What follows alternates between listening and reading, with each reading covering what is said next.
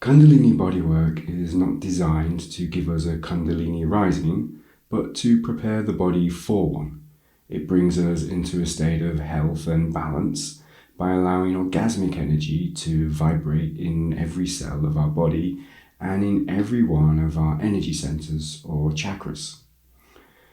When people give sessions, it can look like things are being done to the other person's energetic body. But this is not the point. The main focus is to hold space, to witness and observe someone else.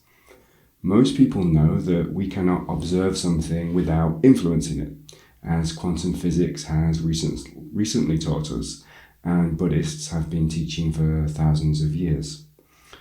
When giving or receiving sessions, this understanding is crucial.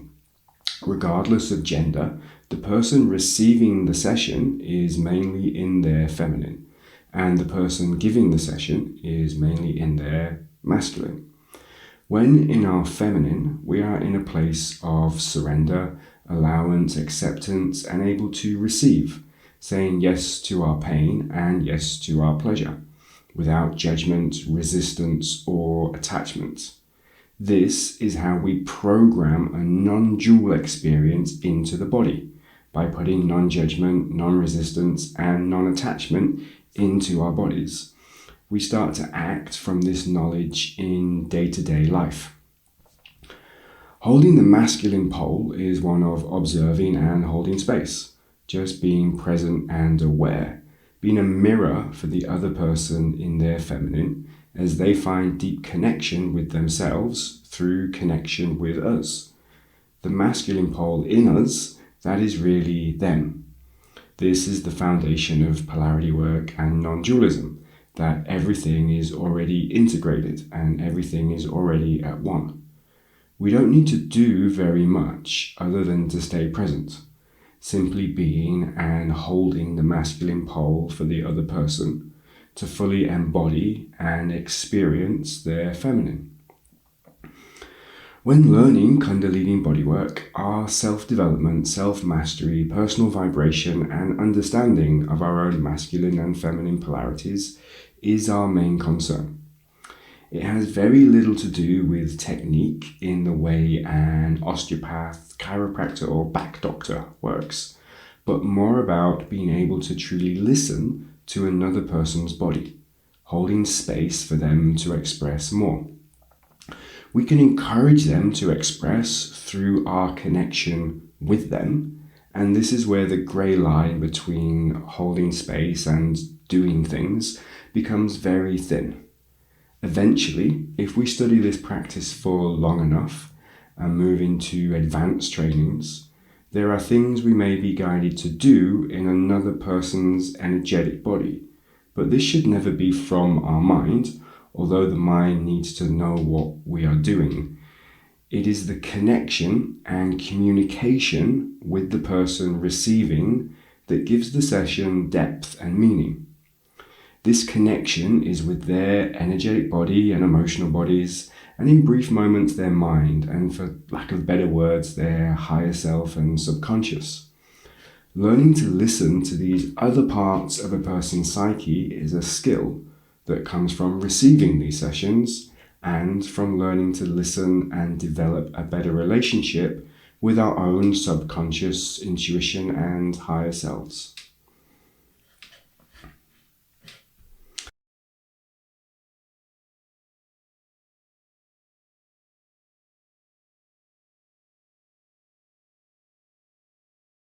When working with Kundalini, there are few right answers because we are all unique. You might have noticed many accounts of what a Kundalini rising contradict each other because we are all different and live in a multi-dimensional, multifaceted reality with opposing and alternate timelines in a universe with unlimited potentiality. When people talk about a 5D reality or living in the fifth dimension, then they are most likely talking about embracing this diverse and multi-dimensional understanding of reality. Currently, we are a long way off trusting each other enough to build a society that truly allows us to live together from a fifth dimensional perspective. And for now, it's best to work on our emotional experiences of our multi-dimensional reality and Kundalini without abandoning the collective. As we all have different lessons to learn and purposes in life, how our Kundalini and energetic bodies work and express themselves is in relation to our uniqueness. So when our energetic body or field comes into contact with someone else's field, it has an effect. And then we both start to behave and work a little differently, with the relationship taking on a life and consciousness all of its own. In this sense, many people have different imprints of Kundalini, and when we meet someone with an active imprint of Kundalini or divine energy, it can have an effect on our own. So trying to dominate someone else's energy can only take away from our potential, because without them fully reaching their potential, we cannot learn from them and reach ours. Giving or receiving an imprint of Kundalini is similar to how Reiki practitioners work, just on a much subtler level. They receive the imprint of Reiki once they complete their training, and this gives them the ability to move into an alpha brainwave while channeling a certain frequency of light. Some people's imprints of Kundalini make you feel high and light, others orgasmic, some make you burst out laughing, others will move you into spontaneous mudras and yoga asanas. Some look like an exorcism in the clearing process, and occasionally people will speak what sounds like an ancient language, and this can be quite scary with some people, so if it feels wrong, give yourself permission to stop it.